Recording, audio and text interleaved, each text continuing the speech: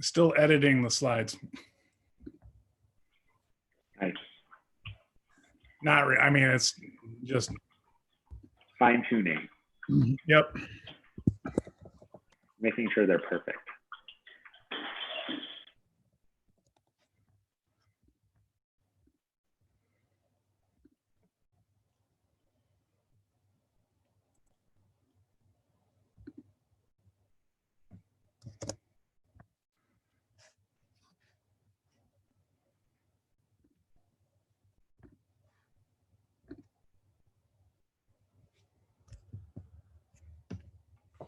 It does, and what I think another way to kind of look at it, thinking about like our club thinking, I know several people wouldn't be comfortable having that conversation with people they know.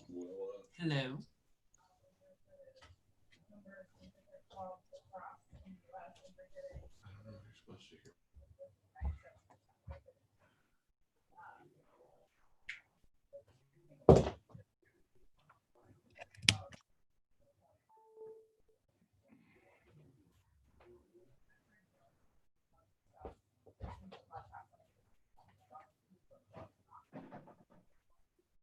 So I like that approach of having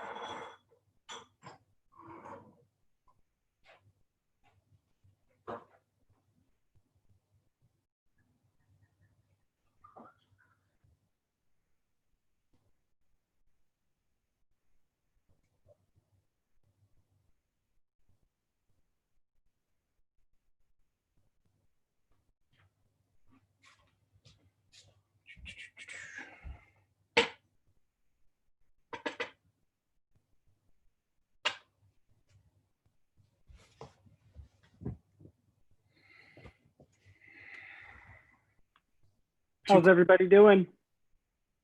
Survived a Monday I feel you. somehow. I feel like my day, part of it went really fast and the other part went extremely slow.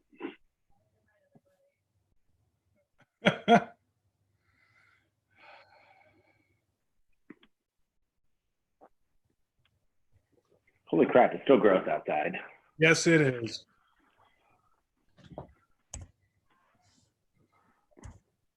It is very gross outside.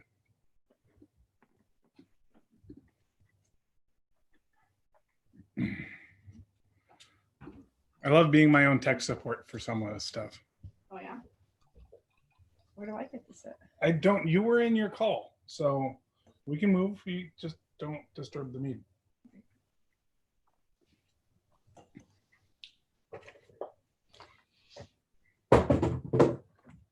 Fuck that noise.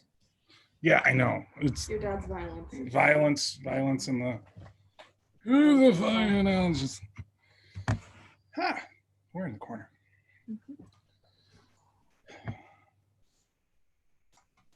Oh, a heady conversation to move from that to this. Yeah. Whew. Oh my goodness. Also quite a transition from potato chips to that. Yeah. Yeah. You can say hello. You're off mute. Hey everybody. Hey, how you doing?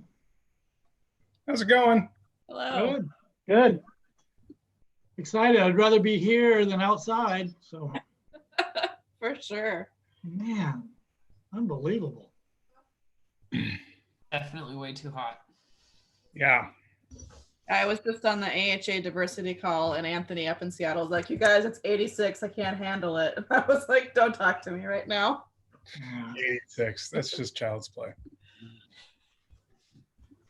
Where's your browser window? Shit. I don't know.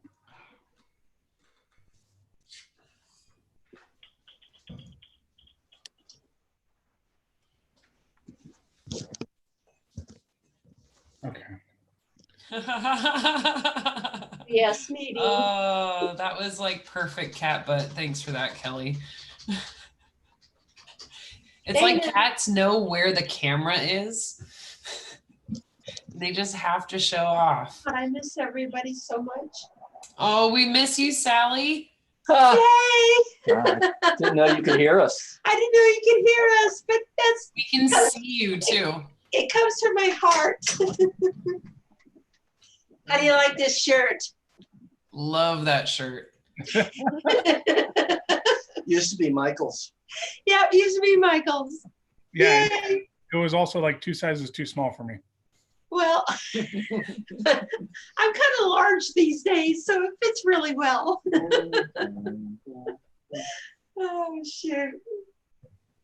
God, I'm blushing. Should be. I just miss everybody so much. It's Boy. horrible. Yeah. Yeah, I agree. I Yeah. agree. Yeah, this is our social life right now. It's pretty much been ours the entire time. Sally, Neil, you guys should be joining us on Fridays. Yeah, there's always something going on though. Yeah, that's true. Yeah, where's the get everybody, all the pictures together? So I'm going to stop sharing my screen real fast. So it's going to change everyone's view. Yay. Oh, look at that. Hey, everyone. I think Hey, everyone knows where we're at and what we're supposed to be doing. there we are.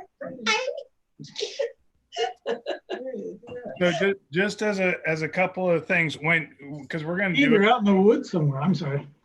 That's where we are, way out in the woods. Yeah. Jeez. It's hot as hell here too.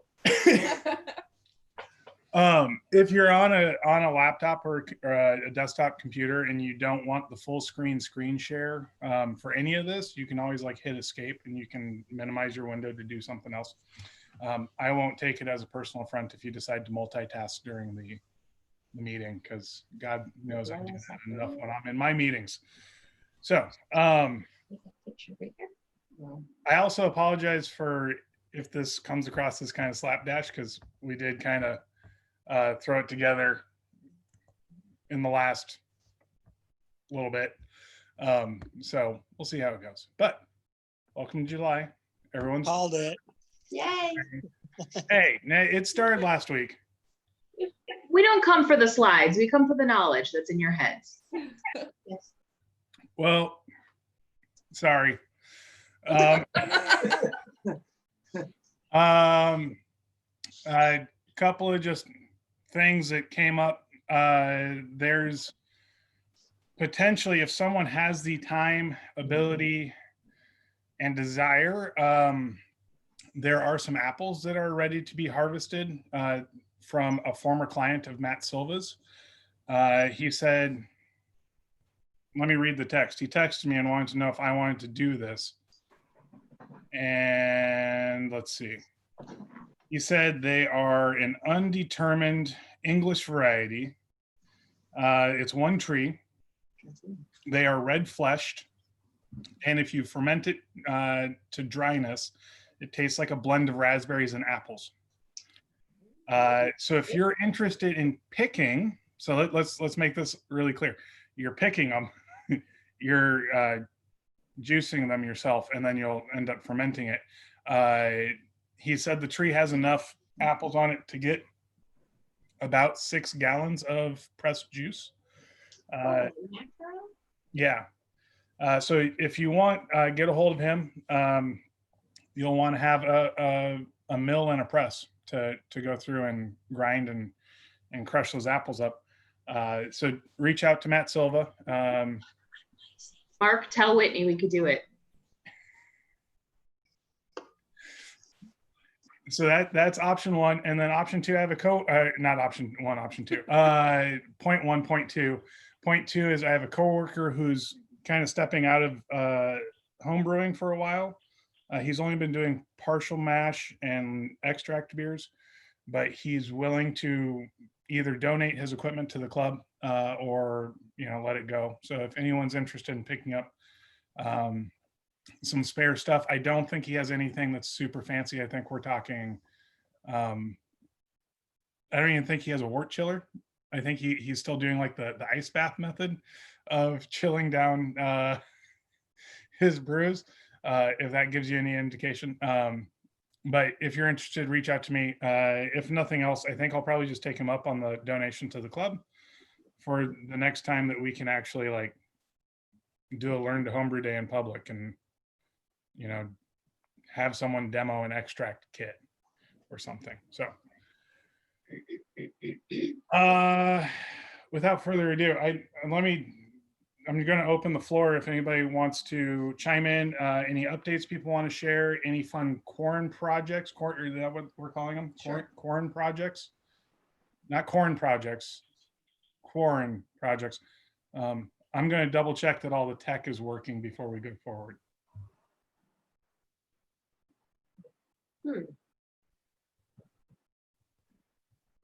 Bueller. No, this is called good wait I'll time. chime in. A couple of us have been talking about trying to get the COC started again, even in a distanced way. So I think we'll kick it off with a Belgian competition. Details to follow, but we'll probably judge beers near the end of August. And then probably do Zoom judging and then get feedback out to entrants after that. So look for more information on that later, hopefully in the next week or so. And yeah, it'll be fun to get the COC going again. Nothing like drinking Sorry for all the barking. in Belgians by yourself, because then nobody will see how sloppy you get. Oh, man. Except for your judging partner, you're doing this on Zoom. So Yeah, drunk Zoom calling. Yeah, it should be good. I wonder if that's become a thing. Like as a kind of a sidebar, is drunk Zoom calling or video calling people now? Is that the new like you drunken text the wrong person? Have you been on Zoom without alcohol, man? Yeah, I was like, that's Friday at 5:30. I don't know what you're talking about. I'm on Zoom without alcohol, sadly, a lot of the day. Yeah, a lot of the day. If I was drinking in every single video conferencing meeting I'm in, let's see, I had 6 hours of them today. Jeez. Whoa. Whoa. So I wouldn't be sitting here upright at this point. Oh, man. Our problem, me and Neil, is that this getting old really sucks because you can't keep up with how the new technology works. And I'm getting on Instagram asking my granddaughter, Mia, how do I do this? Where do I go? What buttons do I press? She goes, Nana, it's simple. And I go, it is not simple. Yeah, her daughter likes to scream, I hate old people. Oh. Sally, what's your Instagram handle? I don't even know what that is. What's your name? Oh, Mama Sally. I don't think I have a picture of me up there yet. Mia's telling me, Nana, you got to set yourself up a picture so you can see what you look like. I said, huh? That's enough. Are you Mama Sally 7? Yep. I'm kidding. Yay, Dana, you can get in, okay? He's a I kid. followed you. Okay, yay, and I will say yes. I know how to do that much. I'm no Dana only Zool though, just to warn you. Okay. Yay, one more follower. It'll work. Yeah, I got two. I do. Hi Well, guys, we're pathetic. I do miss the meetings so much. Finally, after 30 years, I'm making a decent beer to drink and nobody to share it with. It is. It's really cool. It's good. Finally, but come on, COVID. Neil, you're brewing. I can't honestly remember. Like, I haven't brewed in over a month. Oh, Seriously, really? No, I have not brewed in Oh over a month. man.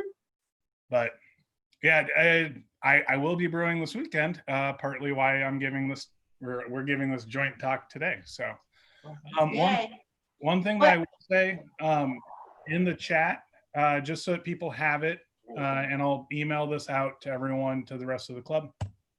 These are the slides that that we'll be going through, and the reason I'm sharing them is that there's a bunch of links.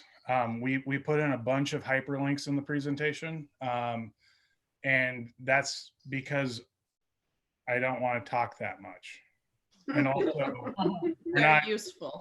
they're useful, so you should Understandable. mark them. Yeah. But we're also kind of, I think Kylie and I are, what we're shooting for is not the beginner, not super advanced, just kind of right down the middle. But a lot of the links will, if you've never made mead before, they'll take you through it. And a lot of the links, if you're an advanced mead maker, you should bookmark them and use them as well. Michael, have you not brewed because you have too much beer because you can't share it, or? I'm buying a whole lot of commercial. Trying to do my part, save craft beer one can at a time. You bet. Gotta believe in something. So, Beer. but yeah, no, I made the mistake. I've shared this with a couple of people, but I had a keg that I really wanted to kill, and it was an 8% Saison. And I thought one night that I think it was a happy hour night. I was like, I'm going to kill this on happy hour and I'm going to be happy about it. But it didn't happen. And I was very drunk at the end of happy hour. Oh dear.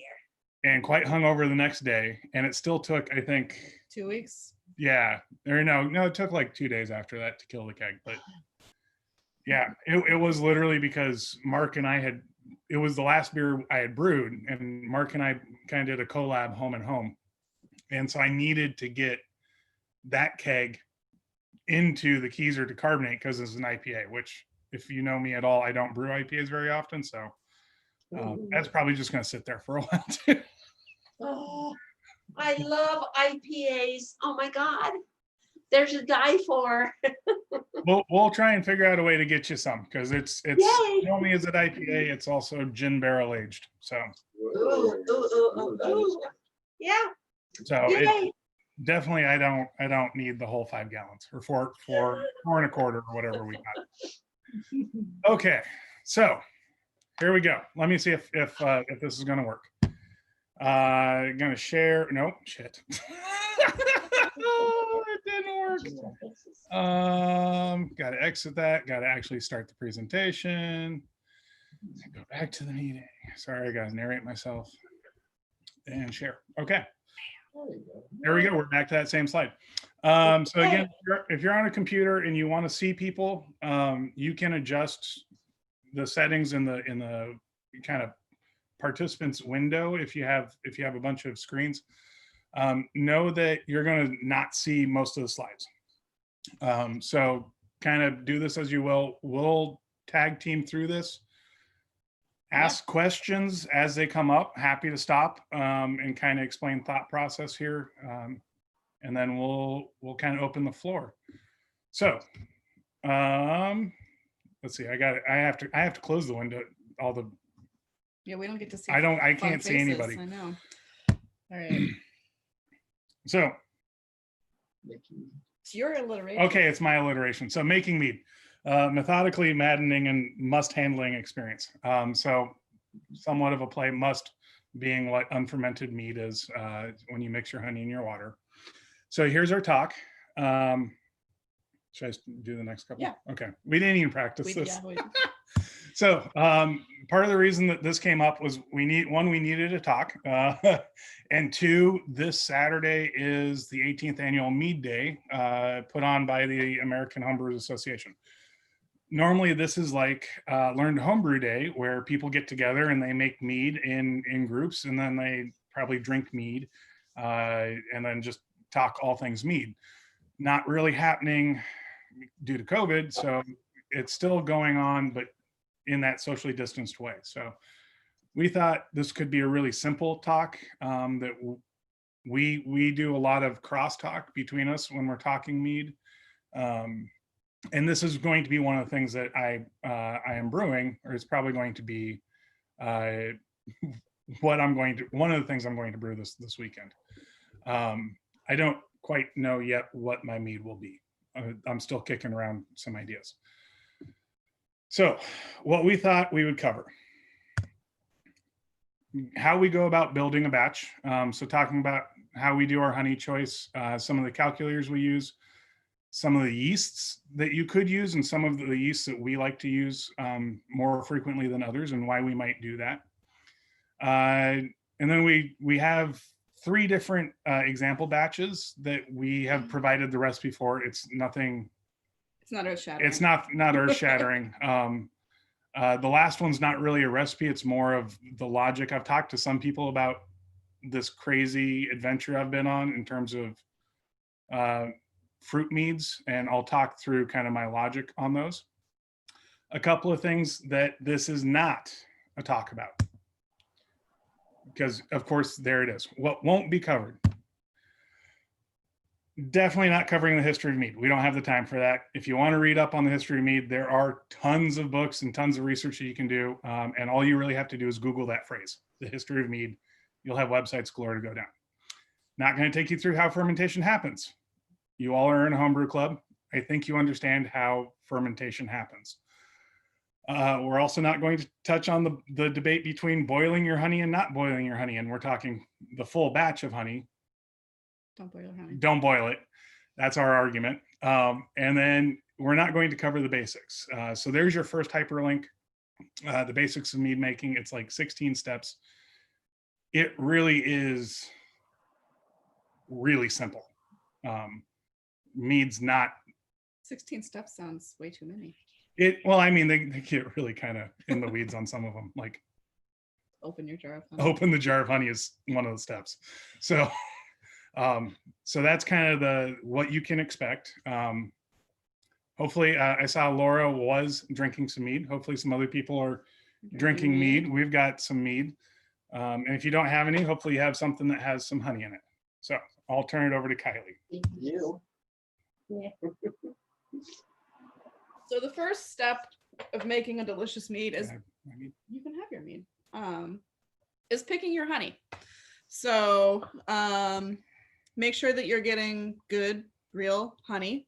It's a problem in the market if you're buying from Winco or some of those places. They could be adulterated, not pure honey, cut with other things. Mike's got some hot mead. No, it's just intense. So some good local resources for honey is Hummingbird Wholesale here in Eugene. They'll sell little jars, 3-gallon jugs. Old Raw or Old Blue Raw in Philomath is the group we had in 2 summers ago now. 2 or 3 from Philomath. It's a really nice husband and wife team, and usually during the summer they have fill your own jar events, but they are not doing that this year. I've seen that they've made a couple of runs to Portland to do deliveries, so I guess maybe if we got a large enough group, we could organize a buy to have them do some delivery here. Your friendly neighbor, there's a lot of people in Eugene who keep bees, and then Costco does have real honey, so it's not necessarily some of the crazy varietals that you'll get from Hummingbird or Old Blue or another local apiary, but they're good, solid base honeys for meads. So as we said, taste is really a big component of building your mead. So you can see here from left to right, this goes from poison oak, meadow foam, coriander, big leaf maple to like a clary sage. And you can see how dark those are without any change in that. That's just the pure honey. So that has a lot to do with the flavor of your final mead.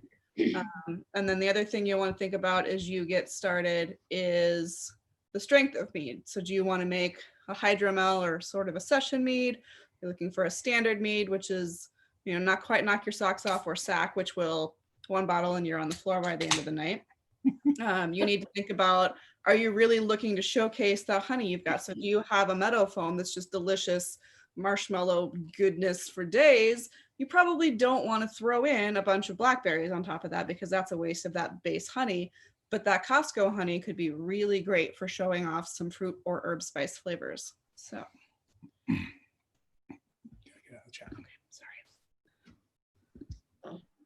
So, I mean, maybe I guess we should ask if there are any questions kind of about what our, like why we kind of break it down this way, or if anyone has questions about, I mean, not that we can answer them. I mean, Brant's here. Brant has an apiary. Adam has had bees before. Many of us, many in the club have, like Kylie said. I think the biggest thing from like on my end, this is a cost prohibitive brew to make. And part of that is like, how in the weeds do you want to get? So if you want to do like a meadow foam, single varietal, sack strength mead, it's going to cost you quite a bit of money. If you want to go more than say 1 gallon. And so that sometimes, like on some of the online forums that I participate in for mead, I see many people going small batch, very, very small batch, very a la Matt Olive, circa a couple of years ago, where you're doing maybe one gallon batch, and that's perfectly okay.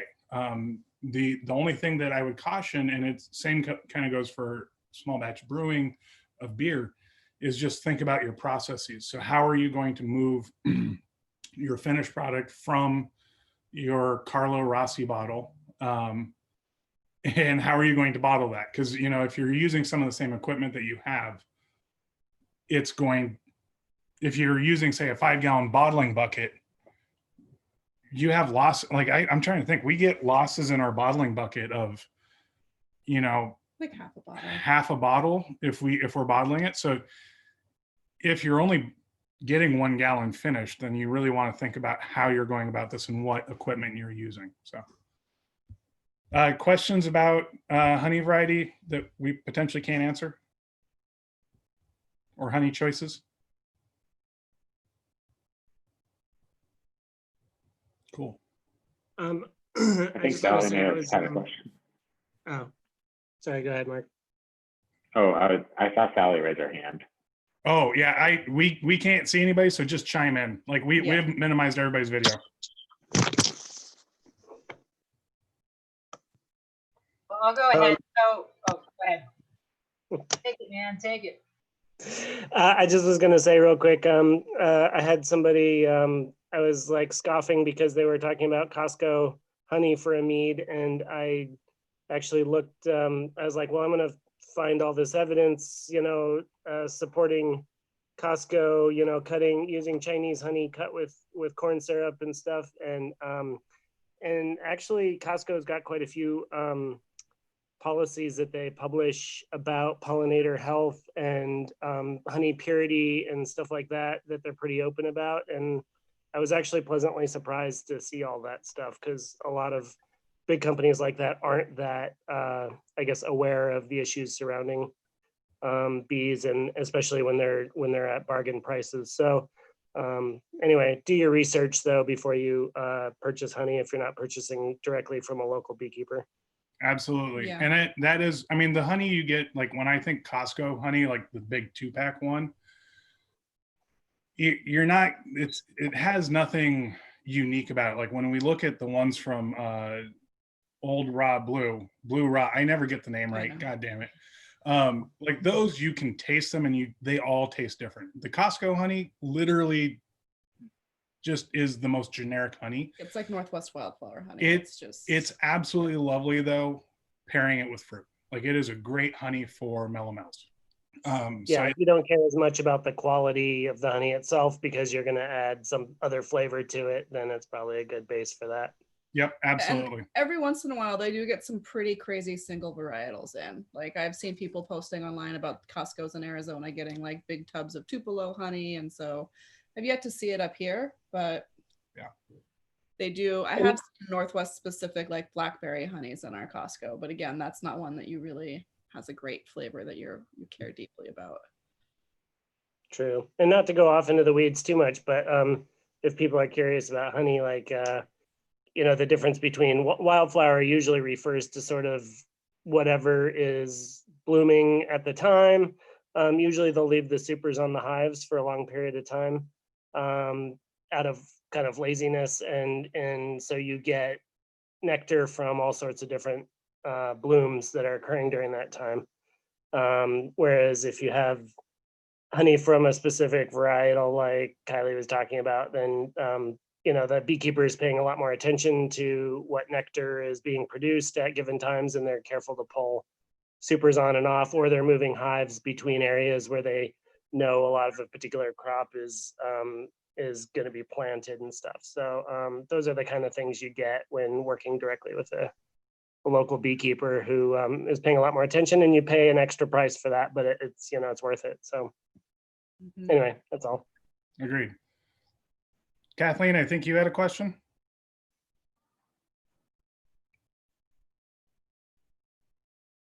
She left the room. Oh. Like we said, we can't see you guys.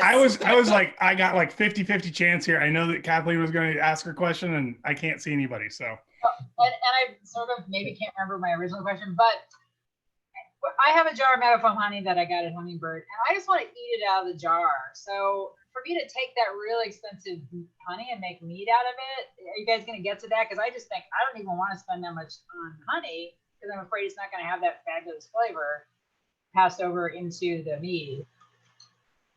So in our experience, it kind of depends on what you want. So like when you go back to like this oh no, not that question. Where's shit? I lost it. Sorry, it's on this freaking slide. Like, what is it that you want to do with the meat? So are you wanting to showcase that meadowfoam flavor? There's going to be some things that you want to do. And really they're steps that are no different than any other mead, at least the way that we do mead. And it's kind of biting the bullet on it. Like it is going to be like, yeah, I'm going to, you know, I'm going to have to give up that jar of meadowfoam. One thing that we would do, I think the same Old Blue Raw honey, we got jars of meadowfoam from them. No, where did we get? Those are from the co-op. Oh, so like it is kind of looking for deals. So like that's kind of the hard thing. We're part of a co-op, or we're part of a co-op on Facebook. It's no longer, but they had found a source from a reputable apiary where they had meadowfoam, and it was not nearly the same price as Hummingbird. Yeah. And that did allow us, I just saw it out in the cellar. It's like a 3-gallon batch of 12% meadowfoam mead. And it came through, like the flavor of the honey comes through for certain, and the aroma too. But it was one of those things, like we saw the deal and we're like, there's no way we need, I don't even remember how much we bought, like about a half gallon. No, it was a gallon, like a big jar. No, we got 2 quarts. Oh, it was like 2 quarts. We're not going to use that in our cooking. We have just regular honey for that, and so we're just like, yep, we'll throw that in there. So it was, we specifically do some really kind of crazy single varietal meads is kind of what we focus on a lot of the times. But then sometimes we throw caution to the wind and do some other crazy stuff. I vote for eat your good honey. Yeah, I mean it's do what you feel comfortable with, and it's a question of, you know, I would say we didn't start making single varietal meads until multiple years into doing mead. We started with fruit meads. That was the very first thing we did, and that was Costco honey, I think, and we stuck with that for many years. And then we even did just regular basic mead based on strength with Costco honey for years too. And it probably wasn't until the last like 3 years Yeah. where we were really focusing on buying enough honey of one type, in one go. Like we did go up to Old Blue Raw and get, what did we get from them? Clary sage. Clary sage and some other honeys where it's just like, yeah, let's focus in on this one interesting honey. And it does get expensive. But I mean, the reason we were able to get the deals on the stuff we did is because of group buying power again. So we were buying, 10 5-gallon buckets spread across, 20 families. So, it was cheaper than buying 1 gallon directly from Hummingbird. Right. Well, and like the Old Raw they did, like Kylie said, they're not doing it right now, but they did fill your buckets, and it came out at like $1.75 to maybe $2.50, depending upon the variety that they had in their tanks, per pound. So it became relatively economical. That's not to say we didn't spend a decent chunk of change, but we did buy enough honey to last us, I'm still digging through actually 1 pail right now, to make some meads. So I guess the biggest thing is be savvy about where you're buying it. But I agree with Adam. Like if you're really valuing that honey and you really love the flavor and you like it in your tea, you like it to sweeten, put it on some biscuits, do that. I would do that and enjoy that when you can. Because they're ephemeral. Just like grapes, just like grain, just like hops, there's terroir to it. So that changes on a seasonal basis. So if you really like that batch of meadow foam, enjoy it to the Christy, be savvy. Oh, that's horrible. But yeah, enjoy. I know. I would say enjoy it to its fullest, however you feel like that's best. Okay, next slide. Here we go. So this is where things are going to get a little hairy, because we do have some calculators. So we're going to start with this just as a example page, and we'll move to the actual calculator after our, like when we're trying to build a batch. Are we doing that then? Sure. Okay. All right. Plan. Woo. Plan. So this is, I can't see it because the chat is over it, but I think that says Got Mead Calculator. Oh, it just says the Mead Calculator. So this is on gotmead.com. It is what I use to calculate my batches. So the Rotomel that we'll talk through at the end of this, I popped on here and said, okay, I want to make a 3-gallon batch and I want it to be this target gravity. So tell me how much honey I need. And it spit out a number, and that's how much honey I put in there. The thing is, I fucked up and I forgot about target volume versus batch volume. So I put in 3 gallons because I wanted 3 gallons of mead, but I really should have put in 3.5 gallons because I'm going to lose some to the lees at the bottom of the batch. So I missed my gravity. It's going to be a 7% instead of an 8% mead. It's not the end of the world, but just a thing to keep in mind as you're going through this. If you're thinking, I'm going to make a 5-gallon batch of session mead, you should probably put 5.5 gallons in there so that you're accounting for the lees and the waste of fermentation space.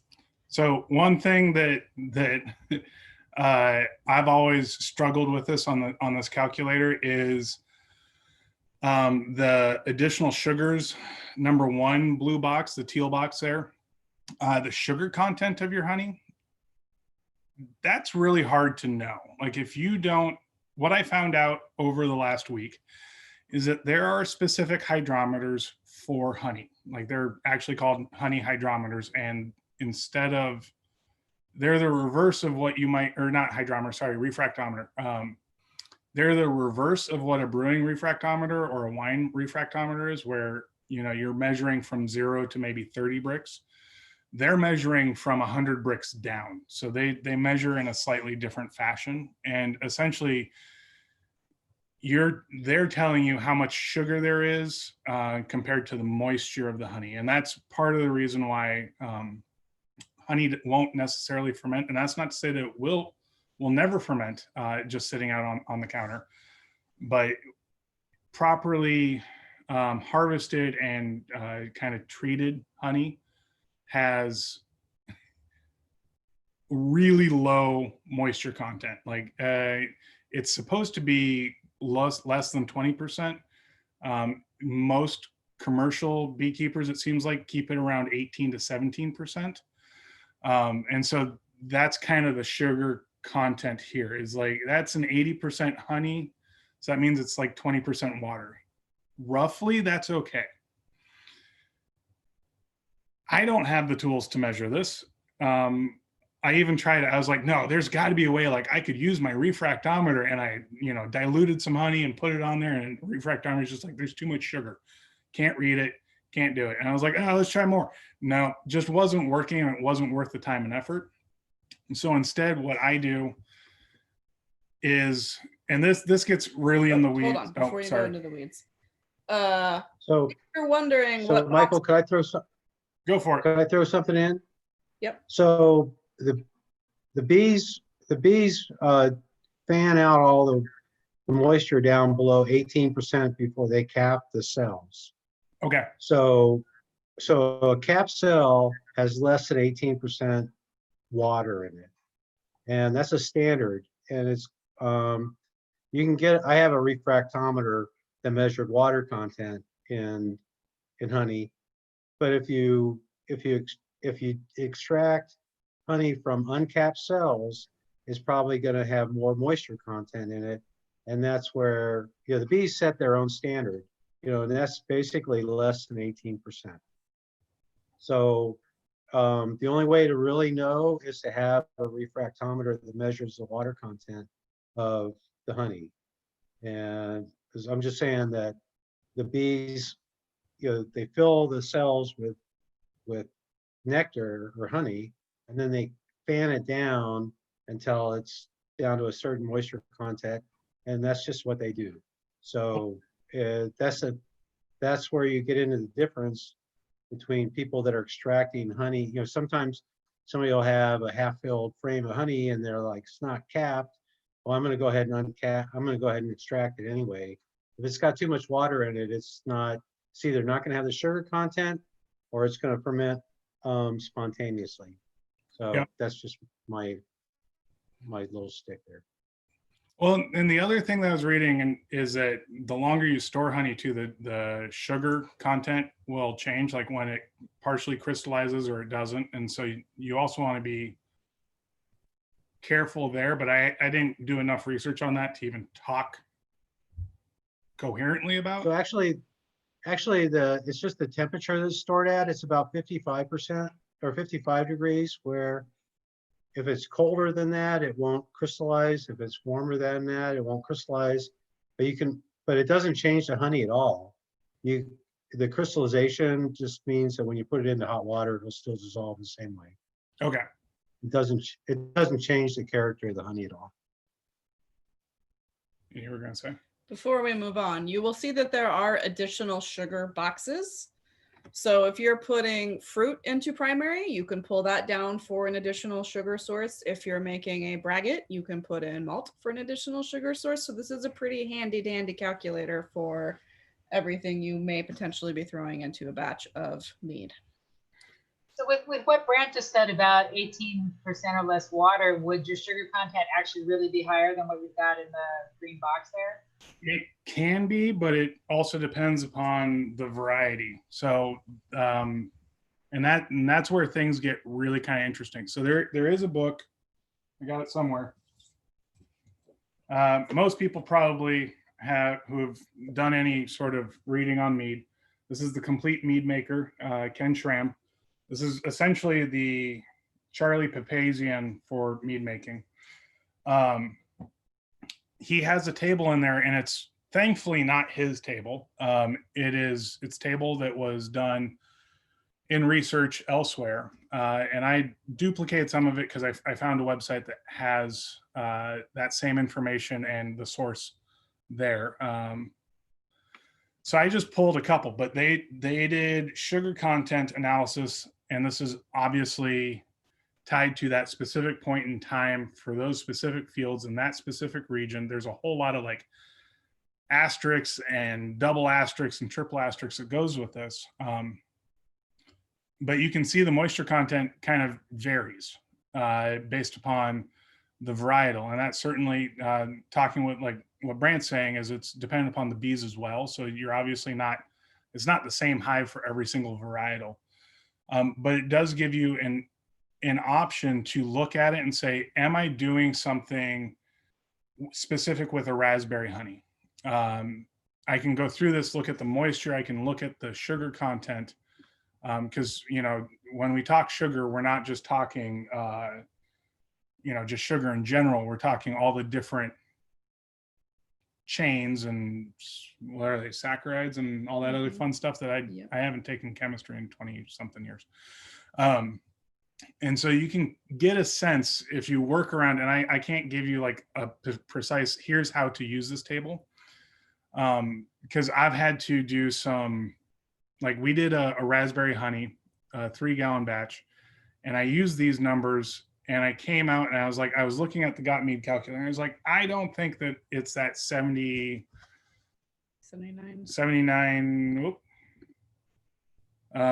was it 79.6? I think it's a little bit different than that. And with trial and error, I grabbed the raspberry honey that we had, I created the batch, I took a hydrometer reading, and then I was comparing it against some of these numbers. And I was able to work out, I was like, oh, it's actually a little bit more like this. And I could go back to the Gottlieb calculator and change that sugar content percentage. And it actually in Beersmith worked out. Like the calculations for the gravities were off by like 0.01 SG. So it was right on the money, but it is one where you can go through with this and look and say, oh, if I am actually going to use some sweet clover, maybe I want to do something a little bit different. Or if you decide to run with alfalfa, they have, I can't even remember all the different types of honey that are in this table, but it's in Ken Schramm's book, it's 2, if not 3 pages long of just data on sugar content and general content of honey. So it is one thing to use in tandem, but it doesn't replace any sort of calculator. And then the link to the full table, this is, you know, like I said, 4 with the averages of something like 30 different honey varietals is in there. So you can click on that afterwards. Next one. Next one. Hey, Michael. Yes. Just real quick. So honey is also hygroscopic, I think is the word. So which means it absorbs moisture out of the environment.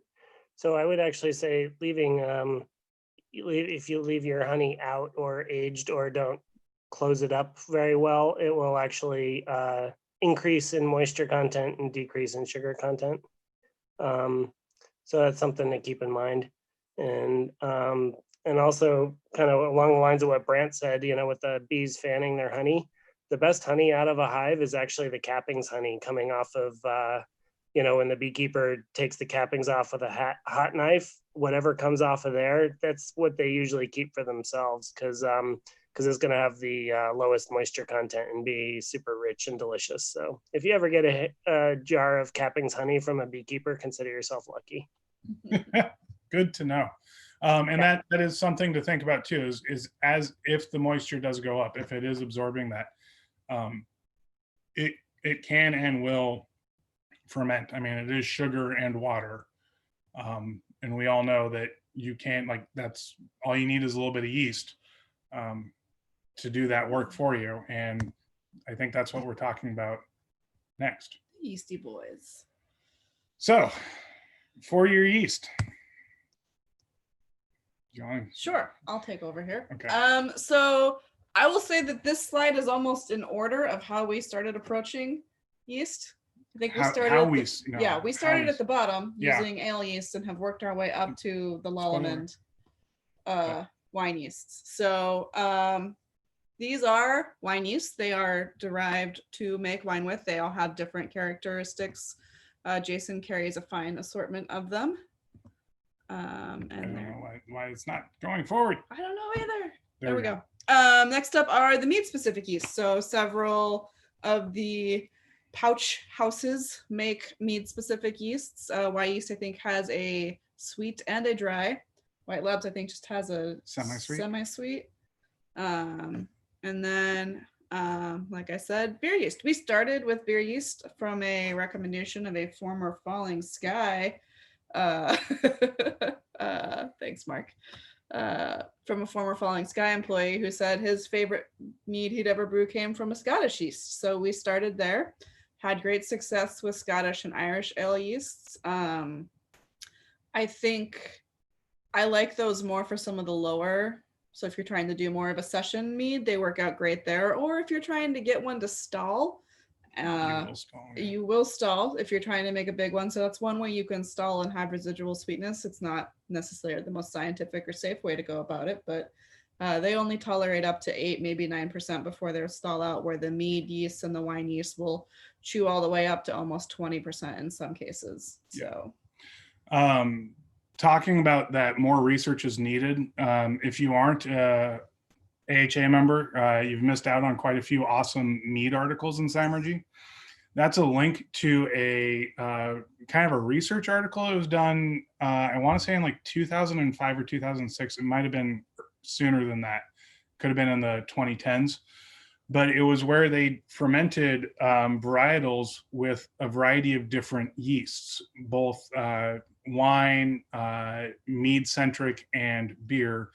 And they had a panel of judges go through and evaluate them, and then they rank them. So if you click through that, that actually doesn't require you to have an AHA membership. It got reprinted with permission by the AHA for this blog post. So I found that one. So it's not, there's no gatekeeping on the article if you aren't an AHA member. Best part is I think the article is old enough that's not even on the online Zymurgy archive. So if you never got that issue, this is going to be pretty much the only way you can access that article. But it does give a really interesting rundown of why they prefer specific variety of honey with specific yeast. And they have some really interesting judging notes from the judges. The other thing that kind of prefacing our next conversation is no matter what yeast you choose, you're going to need to kind of have an idea of how much nitrogen it requires. One of the reasons is that when you mix mead or mix up your mead and you've got honey and you've got water, there's not a lot of nutrients there for the yeast to do their cell division and their replication, causing the fermentation process and all of that. So you do need to add some sort of nutrients. And nitrogen is a big one that mead makers are watching, because I can't even remember the full scope of the reason, but it does, certain yeasts are going to need more nitrogen versus others to help themselves go through their phases of reproduction and fermentation. So we link to a mead yeast primer. There's a ton of information there, and just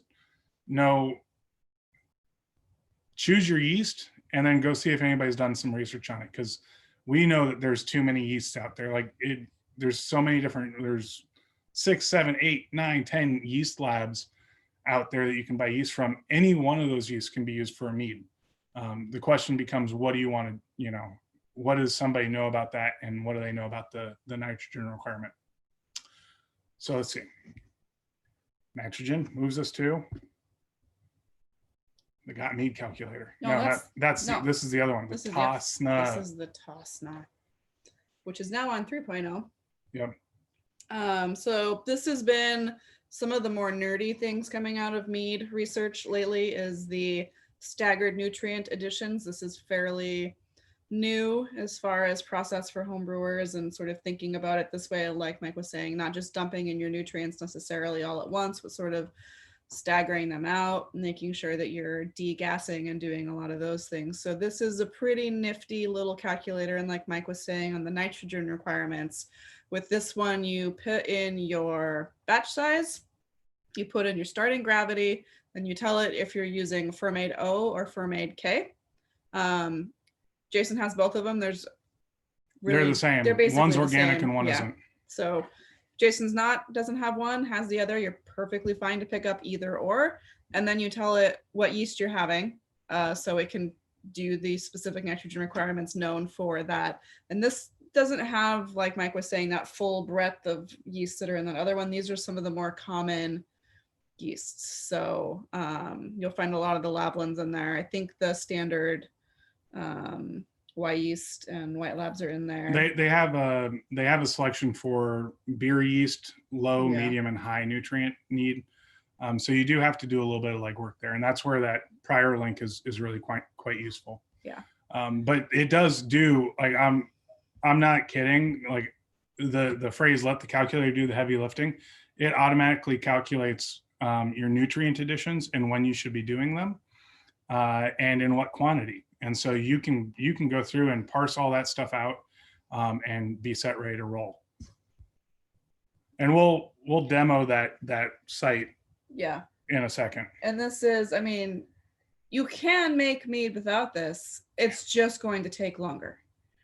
I mean, that's the argument, is that Once we started following this protocol, we had a lot less of those fusel alcohols from the beginning. Things tasted more rounded from the beginning. And instead of sitting on a batch for 18 months before it was drinkable, it's 2, 3, 4, depending on your gravity and some of the other things involved. in your Are those different from DAP, diammonium phosphate? Like that's what I've usually used for nitrogen. Is that? Yeah, I mean, it's kind of the same. These are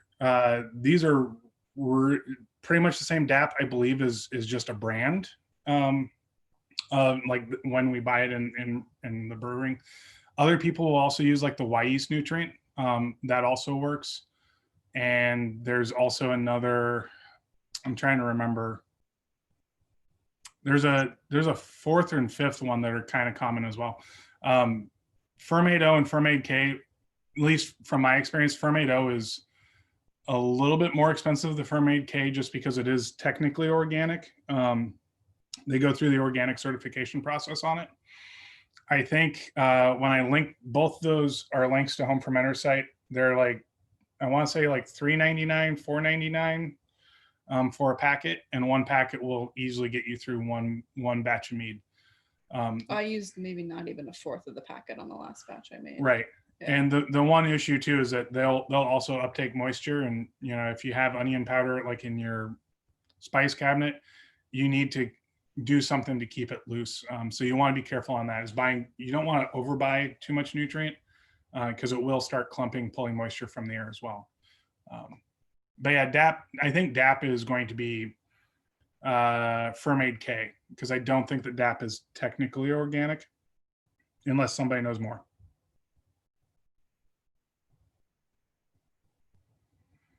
No, we don't keep it in the fridge. No, we don't keep it in the fridge, Kelly. We just buy enough to get us through what we need, and then Try and squeeze all the air out of it every time we close it. Yeah, you could vacuum seal it if you really wanted to. But you will use what you will use during your fermentation process is done in the first week. So in that 1 week, it shouldn't clump too badly. It's when you store it for more than a month that it'll start clumping. So even in a small, like 1 gallon batch, you can use the whole thing and it won't. Well, you won't come close to using it. You won't. Yeah, you won't come close to using it. Like you're measuring in grams. It's a little ridiculous. Yeah, on that note, Kelly, I dug up my one batch of mead that I've ever made, and we're diagnosing some kind of other problems looking at fan, and I can't speak to mead, but I think based on my lack of success with mead making, I think there's a big problem in the beer industry where you can't have too much fan, and so that fusel alcohol that Kylie was talking about, ethyl acetate in particular, like can come from really high fan. So yeah, I think it's cool to have these calculators. I would definitely rely on them because at least in the beer world, adding too much fan can lead to some pretty gnarly nail polishy aromas. So it's really cool these calculators exist. I would probably use those because Dana might do some nutrient testing if you really want to get nerdy about how much your yeast is actually using, but otherwise I'd rely on this calculator. But it's a pretty tiny amount, as Michael was just saying. Yeah. And the fan too, like that, in brewing, like when you're brewing beer, you're getting some nitrogen already. Like you're getting some of those nutrients from the grain, and it's coming over into your wort. Interestingly enough, as a side conversation for a later or a different talk, that's one of those things with like Kvike is people are thinking that part of the reason that it ferments so quickly, so vigorously, is that there's sufficient nutrient for it. Like it is a nutrient hog, and it will take all of it. Which I've done a Kvike mead, and I needed way more nutrients because I had to set it as a really high nutrient need yeast, and I ended up for a 5-gallon batch. I think I used 2 of the sachets from Jason's just to make sure that it had enough nutrient, and that was very iffy because these calculators are not designed for kind of oddball yeasts like Kvike. I don't remember where we're going after this. Nobody knows. Cool, exciting, cool. Oh, ferment. So yeah, ferment it. Biggest thing, temperature control does matter with mead. If you can temperature control it. Especially with the wine yeasts. Wine yeasts are a little bit more finicky. Some of them have really tight windows. Some of them have really wide windows. Do a lot of research is pretty much all I can say is like pick your yeast and do some research on that window. I would always go towards the lower end and just be prepared for a longer fermentation for primary. If you are using fruit in primary, consider adding pectic enzyme because depending upon the fruit, there's going to be pectin in there. And you don't want to have this residual hazy kind of clumping that happens. We didn't do that on this mead, and I don't think this is going to come through very well, but you can see there's some serious, what I will dub schmutz on the bottom of that. Kylie's going to try and get I don't know if that comes through, but what that is peach, excess peach puree, essentially. So think about your pectic enzyme if you're doing a fruit mead. Some people have even gone as far as to use bentonite, which is a clarifying agent in primary. I can't speak to that. I've never done it. But that is something that could be a potential as well. And then during your fermentation, this is a fun one. You will have to degas this. So don't use gas X. Just think about degassing your mead. Yeah. Like the slide says, you need to do it because if you get too much CO2 in there, you will not have happy yeasty boys. And they like yeast for fermentation. Oxygen. Or oxygen, yeah. So oxygen will help with the fermentation along the way.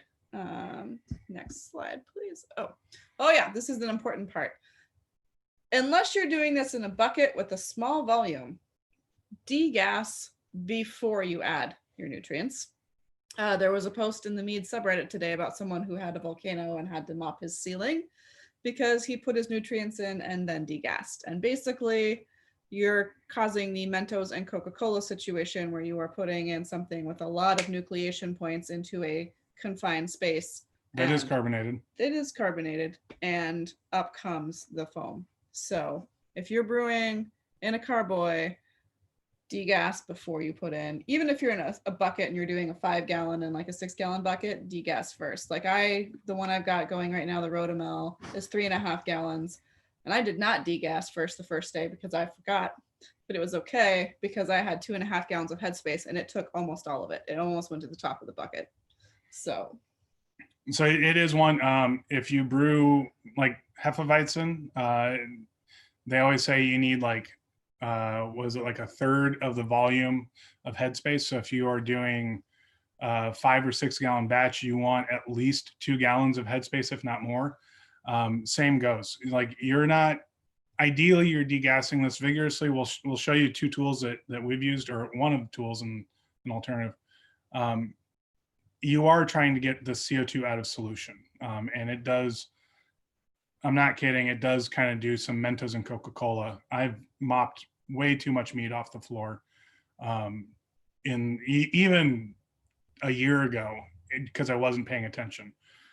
And then the biggest thing is just follow your nutrient addition. So when you get through that, like when you use those calculators and they say do this on this day, this on this day, this on this day, just follow that and go degas it on those days. Some people degas on opposite days. I think that's to me, that's just too much to keep track of. I would rather, if I know that on Tuesday I need to go add nutrients, I'm just going to degas right before I do that.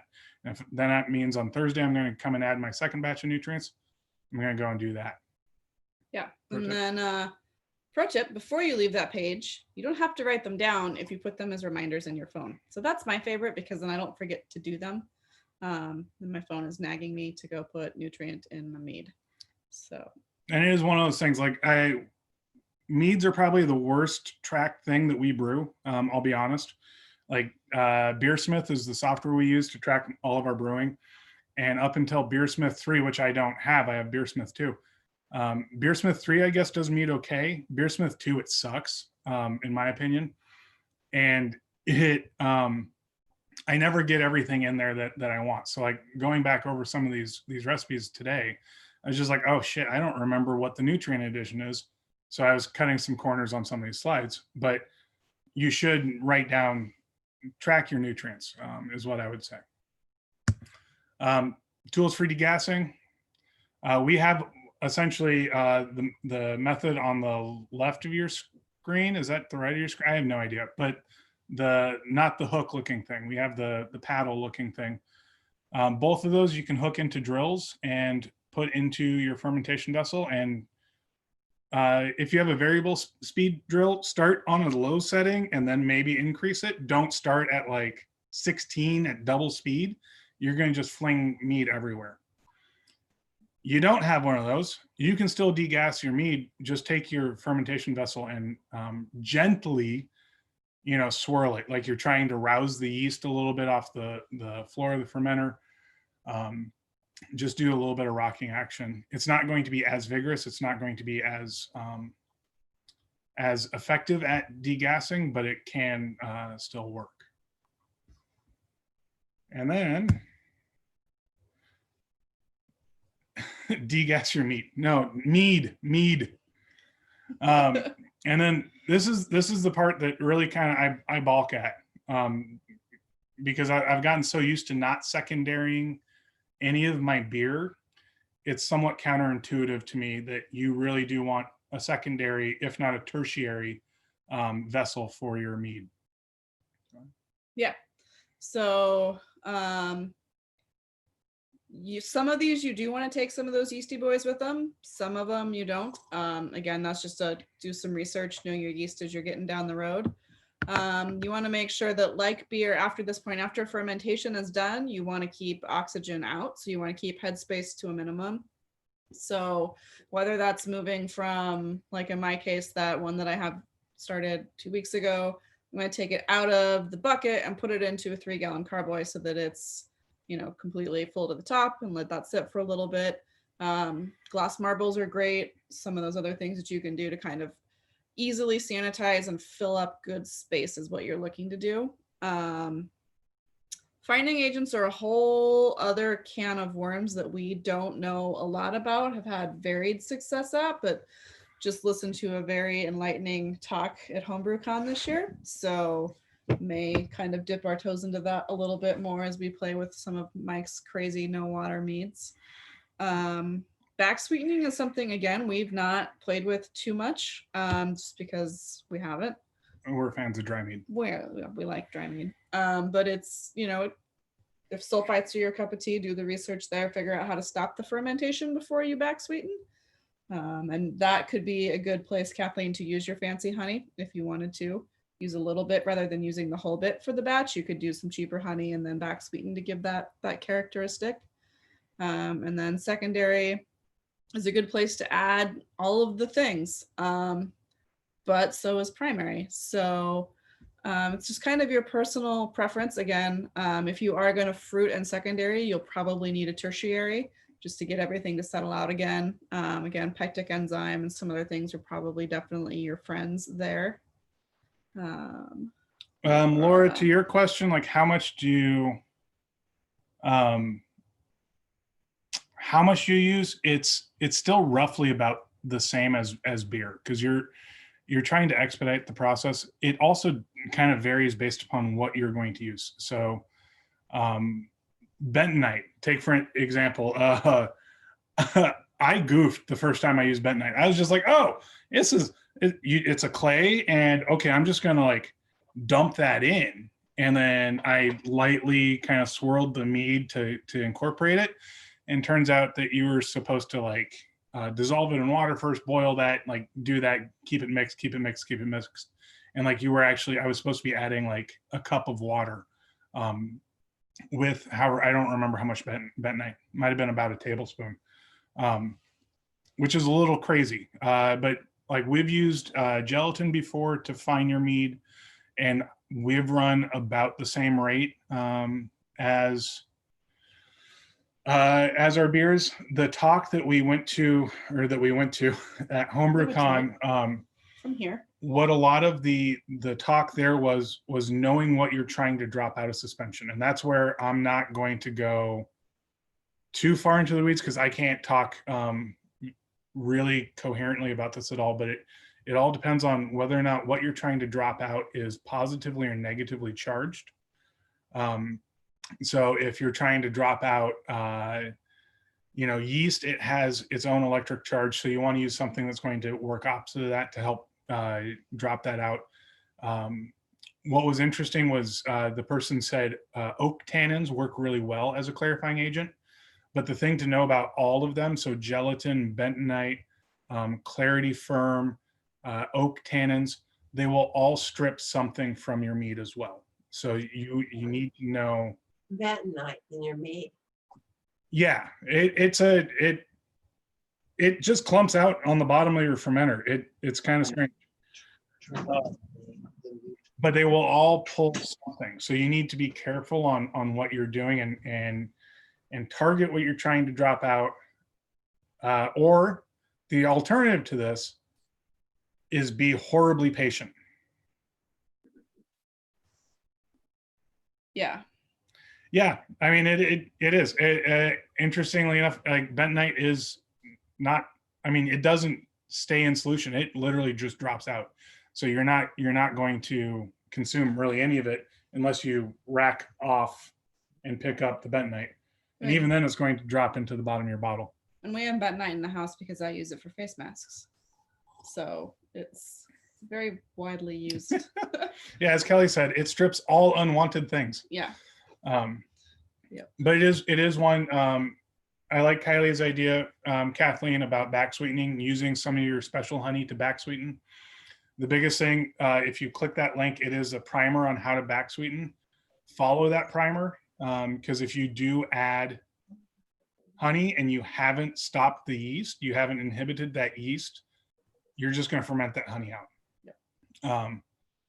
So just be careful on that. The one thing too is to think, if you are going to do something that takes you into a tertiary rack, a third vessel, again, you want vessels that you can fill as full as possible. Use something to take up volume if you don't. So you got to be really careful. This is where having half-gallon carboys can be useful if you have those. If you're doing a 1 gallon batch into those, even like Graulitas, 32 ounces, you gotta kind of get creative if you're doing small batch versus big batch. And even big batch, like the moment you fill a 5 gallon carboy and you're going to rack off that again because you have lees there, you have to ask yourself, where is that going to go? Do I have a 4 gallon carboy? I don't know anybody who does. Or what am I going to make 3.3 gallon carboys that are extremely useful for this. Right. And so you have to have kind of that special equipment, or the specialized racking equipment, or like we've done in the past, we've used glass marbles to take up some of that volume. Finally, something to do with my marbles. And then you gotta rack and get this thing ready to be drank. I'm a big advocate for cold crashing it. I can't speak too much about your acid balancing other than it's something that you can try out using either citric acid, tartaric acid, malic acid, or acid blends. Many of the big time mead makers that are award winners really live by using some sort of an acid to help balance out the sweetness. Decide, are you going to cap this or are you going to cork it? Do you have the equipment for that? Do you have to go to Jason's and rent it? All that other fun stuff. And then the question is, are you going to age it? Yep. I'm a big advocate of aging mead. I prefer mead at a year old, if not older, unless it's a session mead. Or is the plan to just drink this now and consume it? Do you want to carbonate it? Do you want to leave it still? You know, you kind of got to make all your decisions as you would normally a beer. Yeah. Anything else? I don't think so. Cool. What's next? All right. So I'll preface this by saying I have never done this before, so this is probably not a recipe I would recommend you dive in with immediately. But rose petal mead is something I've been wanting to play with. So we were at Brian and Christy had some roses, so I took them and put them in a bunch of honey. So why 36 ounces of honey? Because that's what covered the petals from 6 rose heads. So that's what happened. I left it out room temperature for a week, stirred it every day. When I went to brew, I dumped said container full of honey and petals into a strainer bag, poured warm water over them, which rinsed all the color out of them, and along with all of the honey, filled my jar up, shook it up, put that in there. So I got all the honey out of the jar, all the honey out of the rose petals. And then I added a remaining 44 ounces of honey. So my target was 80 off of the Got Mead calculator to hit the gravity I thought I wanted, forgetting that I needed to measure for 3.5 instead of 3. But, and then I pitched one of the Lallemand strains that we had here in the house. It wasn't the one I wanted, but we had it and it'll work. So I chose that one over, we had that and we had D47 in the house. And D47 is, they're both white wine strains, but D47 is really temperature fussy and it's summer. So I didn't really want to deal with having to keep it strictly below 62 to make sure it didn't get really fusely and really buttery. So I went with that other one. The other recipe that we did, and this one I think we can walk people through the calculators, is the ginger session mead. This is actually the mead that we took to HomebrewCon in Portland. Yeah. That Kylie has talked extensively about. So a little bit of an oddball because it's not a lot of honey. Do you want to talk about it since it's technically yours? Sure. So this was basically modeled after Sting from Nectar Creek. Like I said, this rose one that I did is kind of an oddball. I don't usually like to put fresh things into other fresh things without sterilizing them first. So in this case, we boiled a pound of dry ginger in a gallon of water for about 15 minutes. Probably let it steep for a little longer than that to cool down before we mixed it back in with the honey. So it probably steeped for half an hour, 45 minutes. And then once that had cooled down, we mixed it in with 6 pounds of honey and topped up to 5.5 gallons with, again, filtered water, because that is one mistake we have learned. Chloral phenols are a thing, even in mead. So make sure you're not using straight tap water. And then we pitched again the Irish ale yeast, looking for that session, and followed. This is removed ginger bag broad degassing. Did we leave it in there? I think so. Oh, we must have left it in there. So yeah. But yeah, you're just doing the same thing. So what, kind of just to show people the crap, where'd it go? I gotta find my browser window. I'm gonna stop sharing real fast and share my other window, because Where did that go?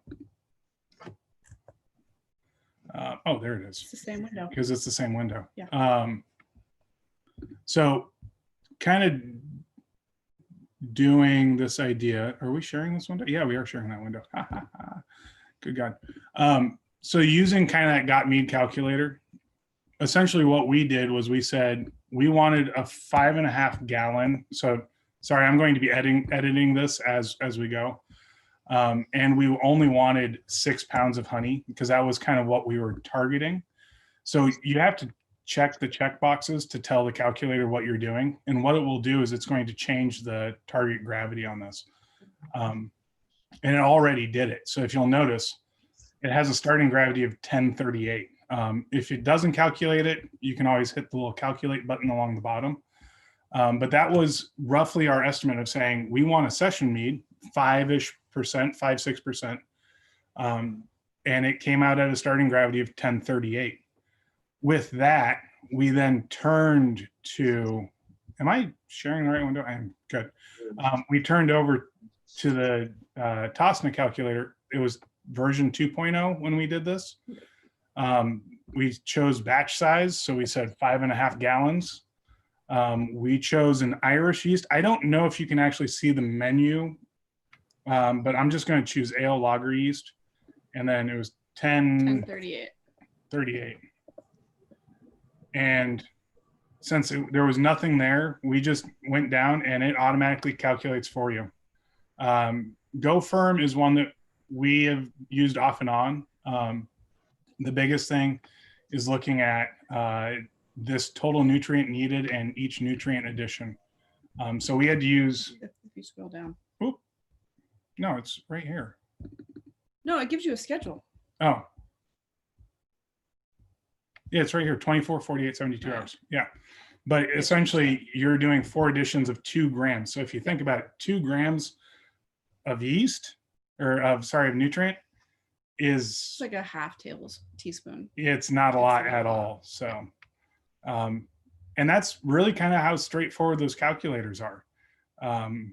They don't take a whole lot, but they do. The one thing that I would say is make note of whatever the calculators are telling you, and then go from there. This calculator has actually been updated to include pitch rate on your yeast. It didn't used to do that, which is kind of a neat addition. So there's that. The last one, and I'm not going to go back into the slideshow because there's no reason to, because it's, I think, the last slide, are no water melomels. These are my newest kind of fascination. You have to know your fruit. You have to trust your fruit. So I would not go to grocery outlet and buy the cheapest frozen organic fruit that they have. I am a big advocate for harvesting it yourself or knowing who harvested. I would say you want to freeze your fruit first just so that you can break some cell walls, because all you're doing is taking that fruit and hoping that there's enough liquid in that fruit that when you pour honey over it, you're going to start fermenting that mass. You need lots of primary volume to do this. You need, like I've been doing this in my stainless steel buckets that we have that are 6.5 to 7 gallons. That's just to hold the volume of fruit, because you're doing poundage of fruit, not accounting for the volume that takes up. I've made 2 of these. I've made one that is a cherry no water mead and one that is a peach, which is actually the peach mead that we are drinking tonight. These gravities are starting somewhere around 1200, if not higher. There's not a really great way to calculate them without knowing the bricks of your fruit and knowing the sugar content of your honey. So there's a lot of estimation going on, and even then, you're probably exceeding your basic hydrometer at 30 bricks.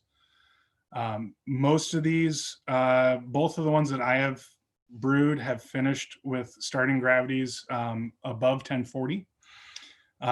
They taste like sugar. This one literally tastes like peach. This literally tastes like drinking a peach drizzled in honey.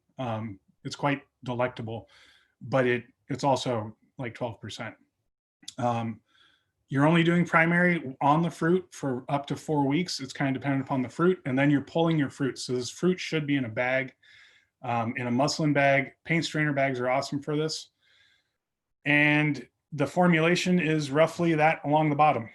3 to 5 pounds of fruit per gallon that you want, and 3 to 5 pounds of honey per gallon. You can see the batch that I brewed that was the tart cherries. This was a quote 3-gallon batch that netted me 1 gallon of finished product. It's not an intelligent thing. It's an interesting exercise, and I will let Brian and Christy decide what's it mean if you use fruit puree, because I know that they're the only ones I know of that have experimented with that. But that's essentially the talk. So Party on. open questions. Carl and I were just talking about, there's this guy that Jonathan had told us about a couple years ago when he was doing a meat talk at one of the meetings, called Groenfeld, Groennfell meadery in Vermont. And he does these 2, 3, 4, 5 minute little things on YouTube. And he's usually kind of drunk. So, so they're very entertaining. He's very helpful to get other people to make meat, even though that's what he does for a living. So when you just need like a cartoon before you watch a movie, or you're going to bed, you just want, I just need something for 5 minutes. His are very funny. He takes questions and answers them. Like, people write into him and he answers them. So it made us much more excited about making meat or drinking meat, because he's so passionate about it. It's funny, and he's usually at least tipsy, if not drunk. So those are fun. And then the other thing, talking about ginger liqueur or ginger mead. So we make mead. We've got something we made a couple years ago, and we had made a ginger mead one year, but now we just buy something like this. We got this because the bottle was cool. And then you want ginger mead, you dump a teaspoon or 2 in your mead, and you got ginger mead. So yeah, that's been like the easy way to do it, because you don't always. We made ginger mead one year, and we're like, it took us 2 years to drink it, because it was, how often do you want ginger mead, right? It was good, but you don't want it all the time. So that's been a great solution, and I got a cool bottle out of it. So. And the other option too, I like the like using another liqueur or liquor to help flavor it, because that is like thinking. We've talked a little bit about Nectar Creek. I think back to the very first iteration of Top Bar, which was their coffee mead, and that lived in a bourbon barrel. Yeah, I freaking love that. I like the canned one that Brian was holding, but like the original one was just outstanding. And just a little, I think with the Top Bar that was in cans, they added just like a little bit of vanilla maybe to emulate some of that barrel character. And so, yeah, if you're making it at home, what's stopping you from throwing a shot of your favorite whiskey in there to get barrel character?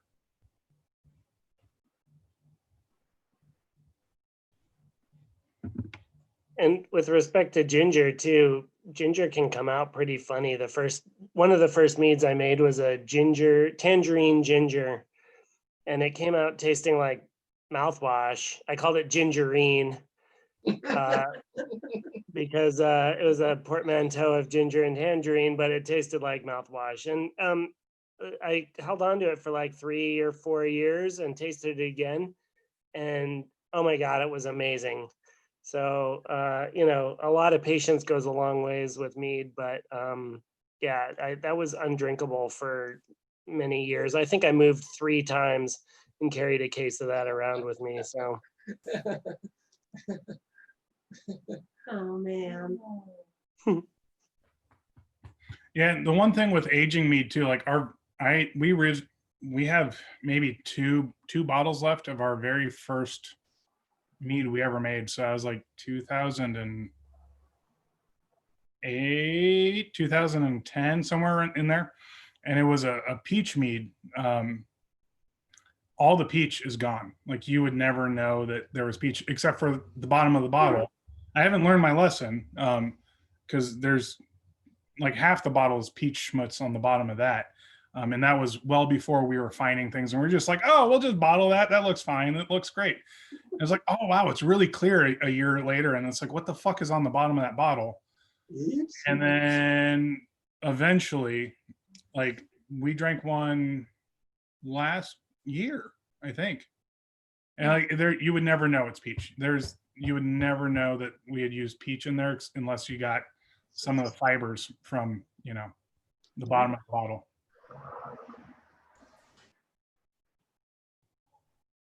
Well, how was it? It was drinkable. Huh. But I mean, that's why, like, this one that teaches like, or that drinks like peaches drizzled in honey, I much prefer that because I know that I'm drinking some fruit. That one, if you would have poured it and just told me it was a basic mead, I would have believed you. You first drank it? Did it have peach? Oh yeah, yeah. It was intensely peach. Oh, I'm jealous. Are lower gravity meads more likely to go sour with age? If they go sour, I would be curious as to the packaging process. They shouldn't. You might experience the oxidative flavors sooner because there's less alcohol there. But if they're going sour, I would want to know like how you packaged and potentially stored that. It's funny. Laura kind of beat me to the question there. Not so much that specific one. I think more because really it's all simple sugar and mead, right? So it should just come to a really low terminal. So there shouldn't be a lot of residual sugar in there for bacteria to play with if you're pitching a yeast. So I guess the question I had for you guys is, have you guys done like low intervention meads where you're not actually pitching anything and just seeing what the natural flora has decided is in there? I got a book on it. Get it in closer. No. No, we haven't yet. I kind of struggle with that, just knowing it. Honey's expensive. Yeah, this is where I go with Kathleen. Like, this is expensive, and are we going to spontaneously ferment this, and am I going to be sitting on this batch of mead for 3 years just so that it's palatable? Not that I even like it. That I'm really cautious about that. But that book was a Kickstarter where somebody was like, that was their business plan, was essentially lambic. I mean, not lambic, but spontaneously fermented meads, and that's what they wanted to package and sell to the public. And that Kickstarter was part of his. I shouldn't say his, I don't know their gender, kind of fundraising, where it's like, this will help me, do a lot of my research for my business plan to make, my pitch. I haven't heard if that business has actually taken off yet or not. YOLO, Michael, just go for it. You can do it, Matt. Come back and do a tech talk on it. Yeah. That would require me to like mead.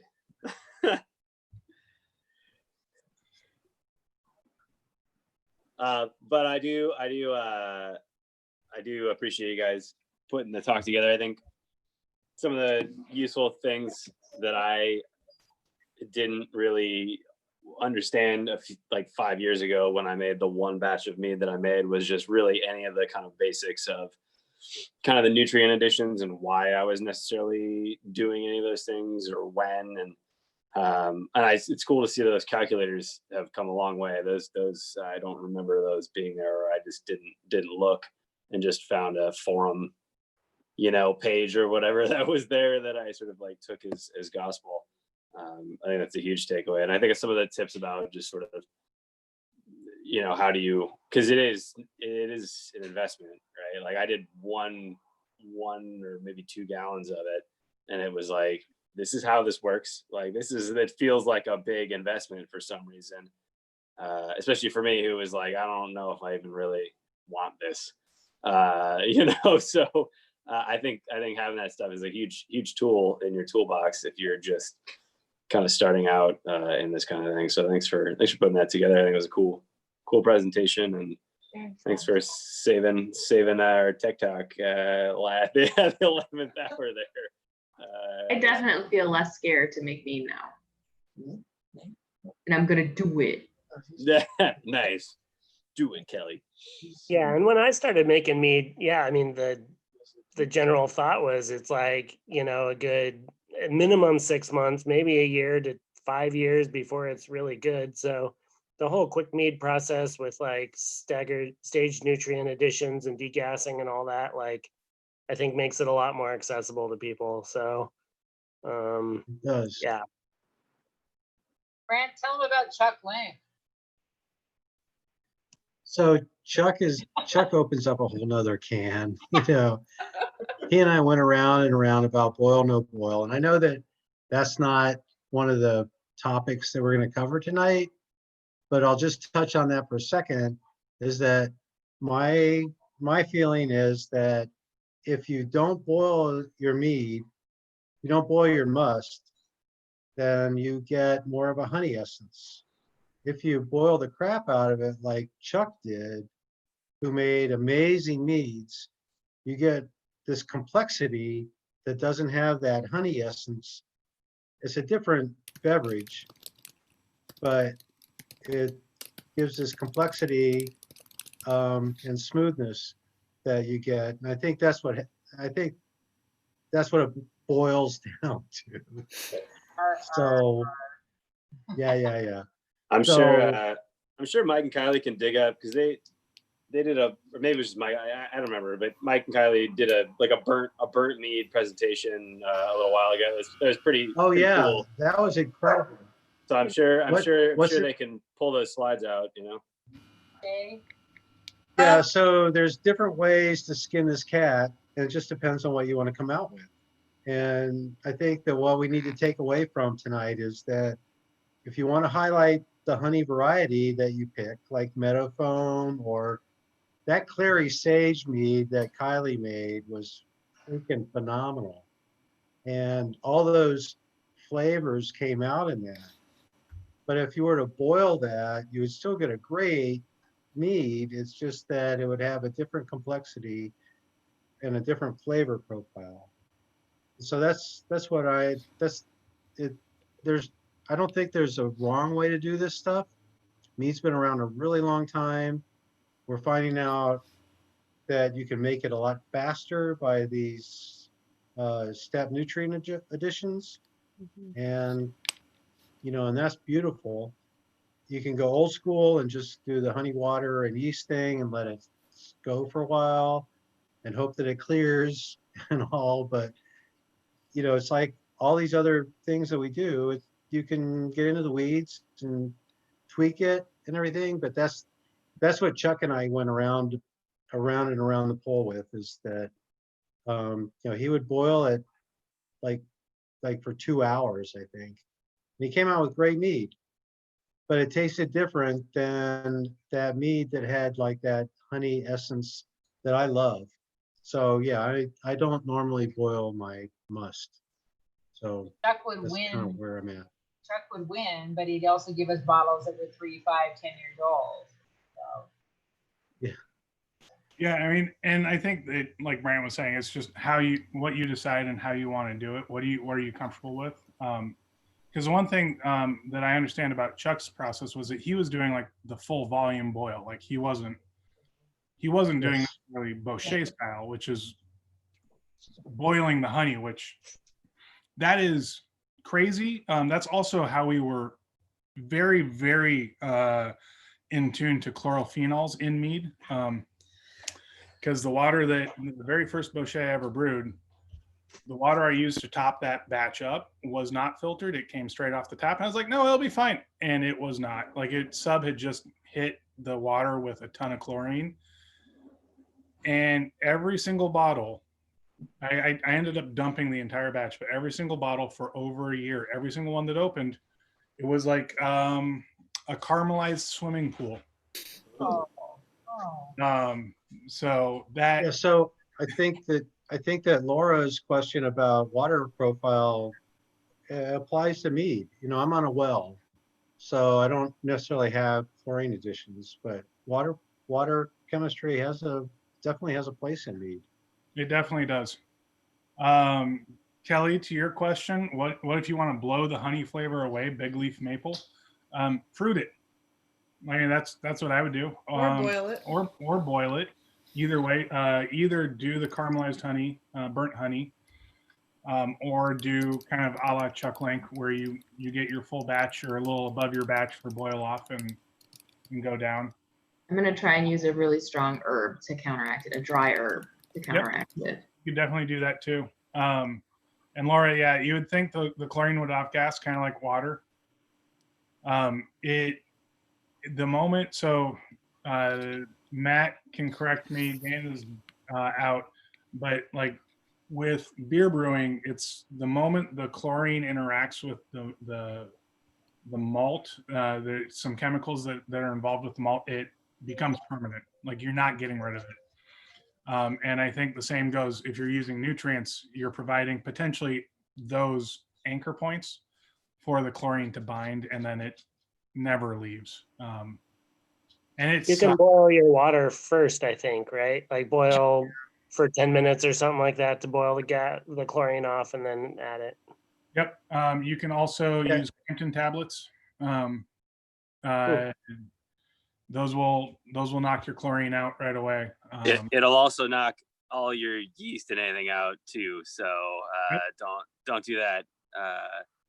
But yeah, I think you, Adam, or one of you guys said it. Like, yeah, if you boil the water before you put it in, chlorine won't make a difference. The problem with putting it in is I don't think the fermentation is all that vigorous, and two, like the chlorine is going to be in there potentially killing anything that you want to ferment. So it's kind of a double whammy of I probably wouldn't add chlorine to something unless I tried boiling it off. So. Well, just remember there's a difference between chlorine and chloramine. Chlorine can be boiled off or like just let it sit overnight and it'll gas off.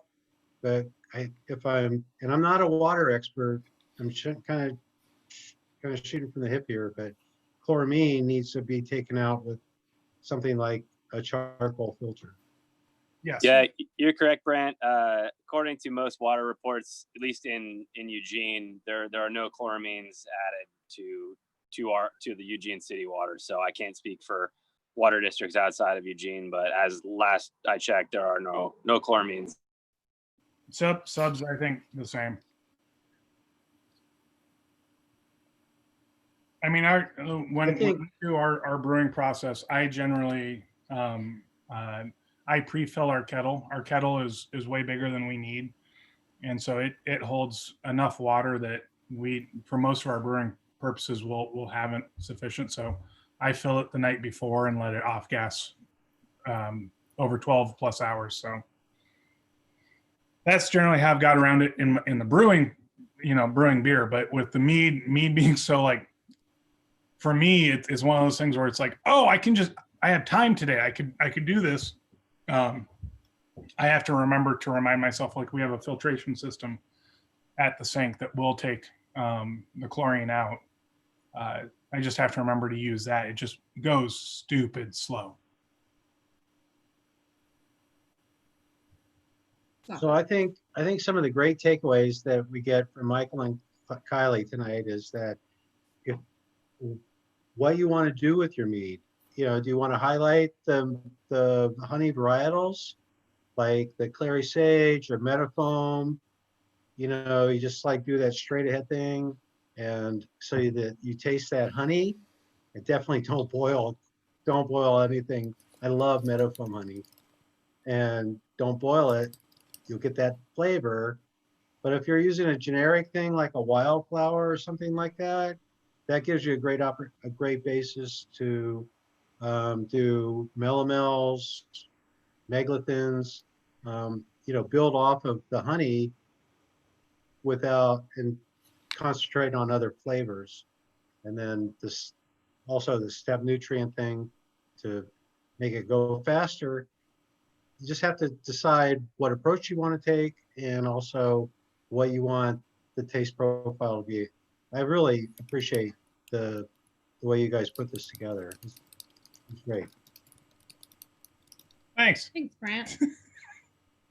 Came together pretty quickly over the weekend. That was an awesome Yeah, well, I'm talk. starting to think that I'm starting to think that I'm the old school mead guy, and like Michael and Kylie are like taking this to a new level. I mean, I love mead. I love what you've been doing. I'm still going to be making my mead, but you guys are really doing great with that. Well, and I said, like, I was thinking about doing a mead this weekend. So Kylie has that rose petal mead, which there is. I'll try and dig it up. Somebody actually created a really good infographic of all the different types of mead, because every single type of mead has a different name. Like you add hot peppers to it, it's a capsicumel, rose, rhodamel, grapes, hymet, yeah. And Acer Glen is maple. Yeah, Acer Glen. So is those are the basics. Yeah. Sizer, Melagmel, Megalithyn, Braggot, but now they're starting to branch out into these other things. So there are some really weird ones. I've been toying with the idea of doing another, because it's been about a year since I've done my last no water mead, and we just picked 19 pounds of blueberries. Not just, it was 2 weekends ago, because blueberries are just popping right now. And so I'm really toying with this idea of trying to actually get more than 1 gallon of finished no water mead and do it with blueberries. We'll see. We'll see if I decide to do that or not, but I will be doing something on Saturday. And if people want to join, I'll start a Google Hangout or a Zoom, brew day. It's not going to be very long. It's not like an 8-hour brew day. But I can promise people I won't start 7 in on Saturday, because it's mead. I'm not going to start 7 in the morning. I'll start sometime in the afternoon or mid-after. I don't know. Depends on the weather. If it's anything like today, I might just not do anything. I got 2 pounds of organic blueberries for $3.99 at Fred Meyer today. So it's not as good as picking them off the tree, though. I think when you're talking about getting fruit from the source, yeah, that's the best way always. Yeah, I guess we'll have Mary. What is that? What is the blueberry patch? Blueberry patch, Lieberg. Yeah, where'd you go? Up 126 somewhere? Yeah. Yeah, I'm getting a link to the farm. The one out by Pisgah is really good too. Oh yeah. On the road. Farm. Yeah, when we went, we pulled in and we're like, there's a shit ton of people here, and they say, wear your mask and do all that. And we checked in, and they're like, oh, if you're in a row and you're all by yourself, take your mask off. That's fine. We were there for an hour and a half-ish. The only time we saw another person was when we were entering and leaving the place. We were in our row by ourselves for an hour and a half, and that was 19 pounds of blueberries. Wow. So we were on four bushes. That was it. How much per pound? How much does it cost? $2. $2 a pound. Wow. Okay. Well, that's what you paid at Fred McMurray then, right? Fred Meyer. Yeah, but if you can get them right off the tree for that, that's even better. It was a little ridiculous. Like we've gone blueberry picking before. Another 3 pounds. Yeah, I probably. I don't want to know how much I actually ate, but that's the best part about you pick. One for you, one for me. More like one for the bucket, handful for the face. That's my method. There's a couple of blueberry farms out on the west end over here. I think Royal Blueberries on Royal Street, and there's another one on Territorial, off of Clear Lake Road. That where you pick. Yeah, and the guys at Lieberg are not certified organic, but they're no spray organic practices farm. Yeah, I know Royal Blueberries are organic. I don't know about the other one on Clear Lake. So But it is that time. I was even biking on the river path, and blackberries, like if you want to harvest blackberries off the river, they're starting to ripen. They're not quite full, like it's not a big mass. You're going to have to do a little bit of walking, I think, but we are definitely hitting that peak Oregon berry season. Getting The into bike path here, full of completely ripe ones. Yep. Do you get them and freeze Blackberry. them so that they bust their cells open so you get more juice? Yep. Well, especially when I'm doing the no water, they will I'll wash them and then freeze them. So that will be like a multi-day, prep for the fermentation. But yeah, it will be freeze and then thaw. And that releases enough moisture that you can start dissolving that honey into it, and you can feel a little bit more confident that your yeast will actually like decide to ferment that crap. Because otherwise it does look, it's really thick. It's a little atrocious. How many rose petals would you need to make that work? Because again, honey, the rose petals and it comes liquidy and delicious. Okay, I think that's your next project. 7,000 pounds of rose petals and 1 pint of honey. Smell of roses, like it sounds atrocious to me. It's only a step worse than elderberry for me. So like or lavender. You're married to Kylie? Yeah, I know. That's why I shared my bottle with you. Like, he won't drink my elderberry port. Poor Michael. Yeah. That much rose is too close to like grandma soap.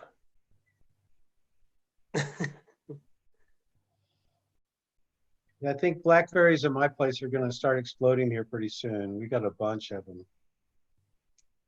What about your elderberries? Are they done and gone? No, I haven't seen a lot of them. Like Kelly. What, I Kylie? haven't really. Really late this year. Okay, well, Couple let of me know when they bust open. I'll bring a ladder. Okay. Yeah, the trees I've been watching all just dropped their blossoms like a week ago. Huh. Yeah. That's weird because everything else is so early. Yeah, they're way behind. The couple of trees I've been watching didn't bloom until after 4th of July. In fact, when we I took haven't seen anything. all around, the Hills de Florence were just starting to bloom. Like, on the Yeah, I side. haven't seen anything from our elderberry trees yet. Yeah. I picked flower umbrellas from the elderberry at Carl's rental house 2 weeks ago. Yeah. It's So just flowering. Sounded like you said Carl's mental house, which is totally acceptable. Yeah. And then his son Max lives there, and he doesn't use very many of the berries. So when they go nuts, I'll let you know. Yeah. Yeah, I usually get 10 to 20 pounds at that house. Yeah, just in one day. Yeah.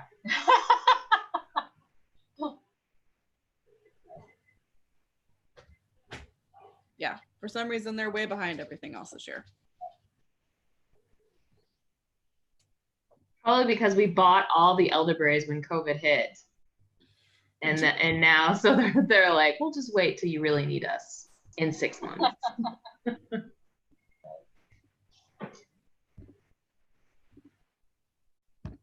You can't buy them frozen, right? You would buy them dry, but you can't buy them. They're not a frozen berry you can buy, huh? Yeah, I think they all get dried for sale to herbalists. They're not like a commercial, because you can't like make pie with them. I make pie with them. Well, I add mostly blueberries. It's like 4-to-1 blueberries to elderberries. Yeah. I've made an all elderberry pie. And like a tart, it's thinner. Okay. Did you seed them first, or did you just go for it? Nope, just went for it. Nobody here gets sick on the seeds. Yeah. So, because Jack has been eating them in his oatmeal like by the half cupful since he was little.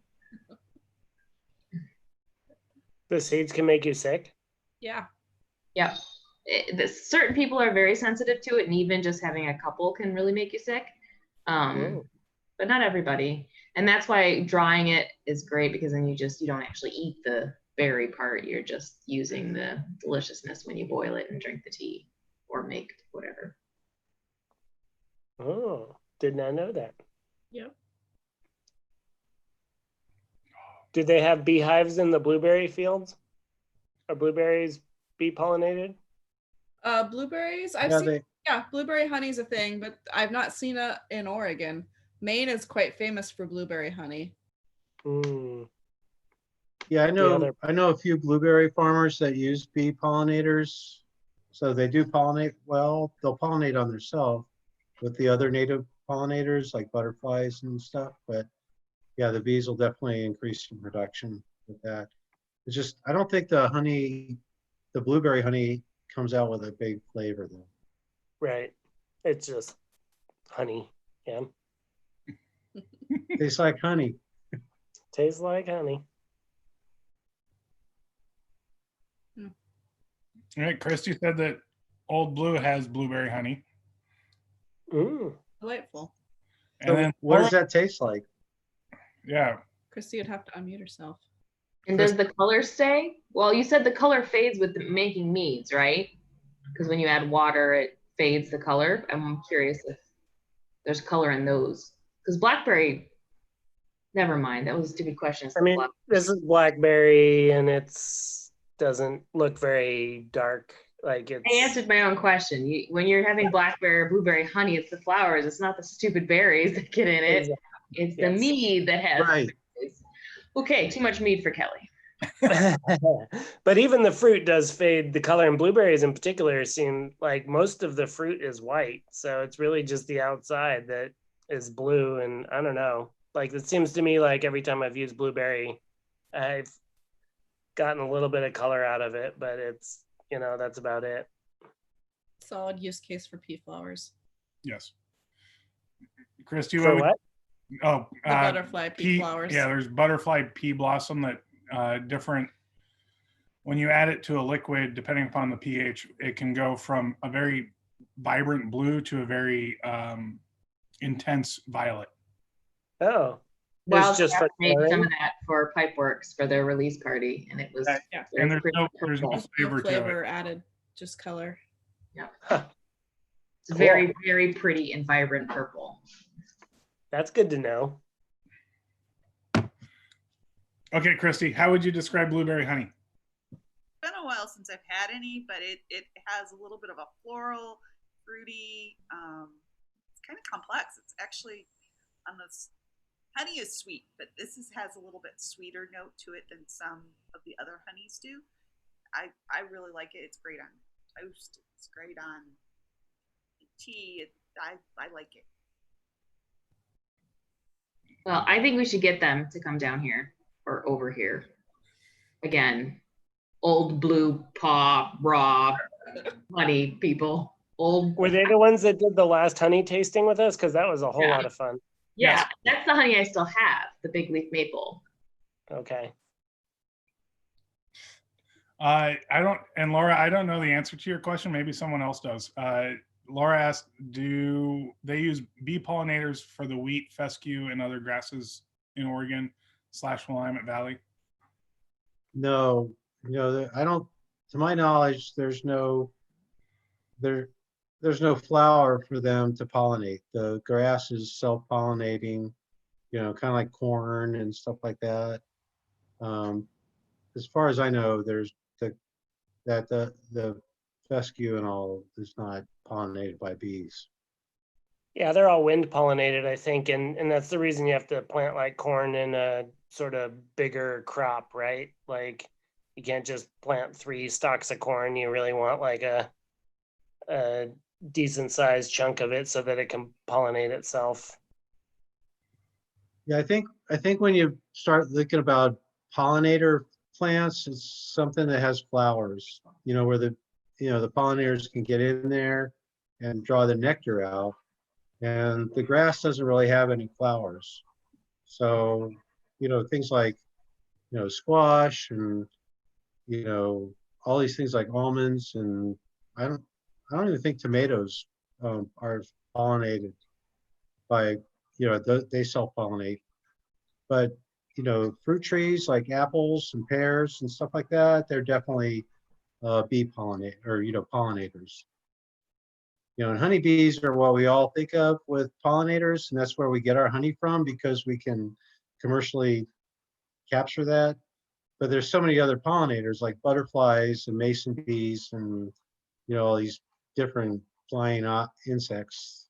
They're the ones that pollinate. It's just that the honeybees are the ones that we can actually capture that from.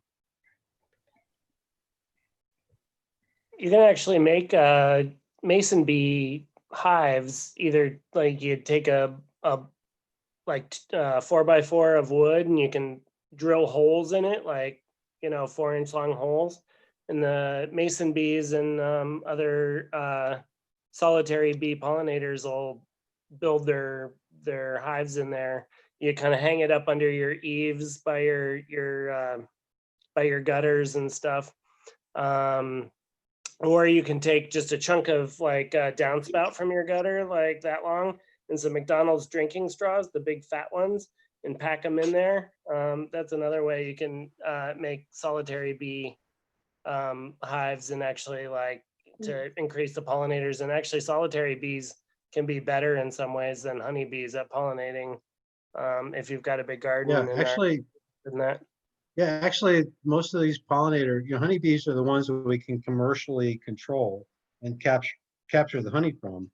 But mason bees, even bats are pollinators. You know, butterflies, mason bees, all these little flying insects, they all pollinate. We just can't get can't get any honey from them. You know, and they're probably like you said, Adam, they're probably better pollinators than honeybees. They're just the ones that we can, you know, commercially think. Bumblebees are great. They're ground dwellers, but they don't produce any extra honey for us.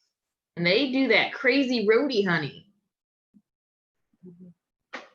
They're all over the roadies. Like, no wonder you're flying funky. That's poison. Oh, you know, I drugged down some poppies from up higher in the mountains and started cultivating them in our yard, and they have proliferated like crazy.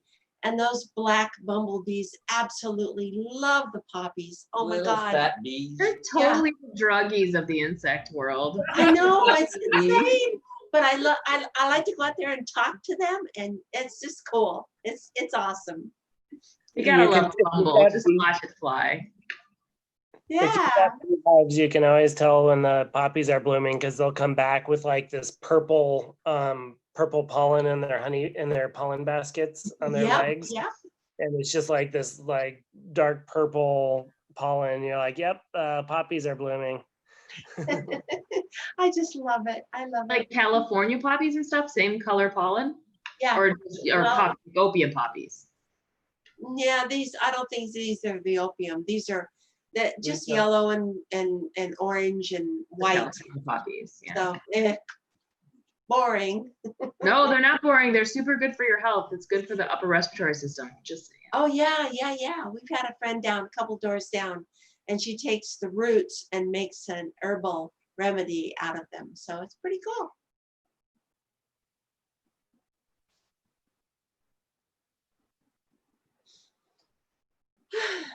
I think we're here. It's almost 9 o'clock, which is surprising. Like I don't feel like we've been doing this for 2 hours. It's good to see everybody. I did make I made some really quick changes on the website. Partly I mentioned it in an email that I blasted out. I changed if you're logged in under your member account, I took out happy hour and just recalled it social distancing. So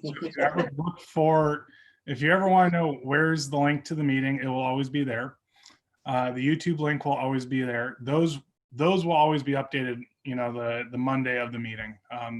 So like if you go tomorrow and click on the meeting link, you'll be taken to a meeting that no one's in.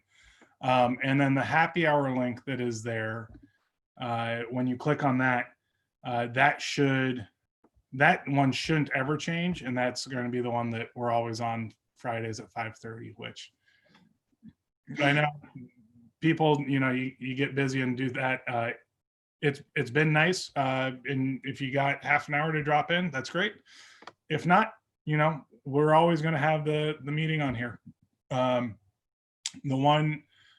well, always. God, I hope not. I hope eventually we get to do this in person. So I guess the other thing is to just watch out for Mark's email regarding judging. This is a good opportunity. Like, this is a low barrier to entry on judging, evaluating beer. It sounds like it's going to be Belgian beer styles. So refresh yourself on those BJCP styles. We haven't done a COC event in quite a while. But you're thinking Wit, Saison, Belgian Golden Strong, Belgian Dark Strong, Doable, Triple. Probably no sours. Probably no. I mean, we can say no sours and just make it simple, and then go from there. And so I would say watch for that and watch for the schedule on that. And otherwise, it was good to see people. Kylie's going to sleep. She's the one nice thing is that it's not like leaving Claimer and Ninkasi. She's just going to walk that direction and go crash on the bed. It was good to see everybody. Thank you. Yeah, thank you so much. All right. It was great. Thank you. Good meeting. Thank you, guys. Good night, everybody. Thanks, guys. Night. Good night. Can't wait to see you live. Yes. Hey. Good night. Night. Okay.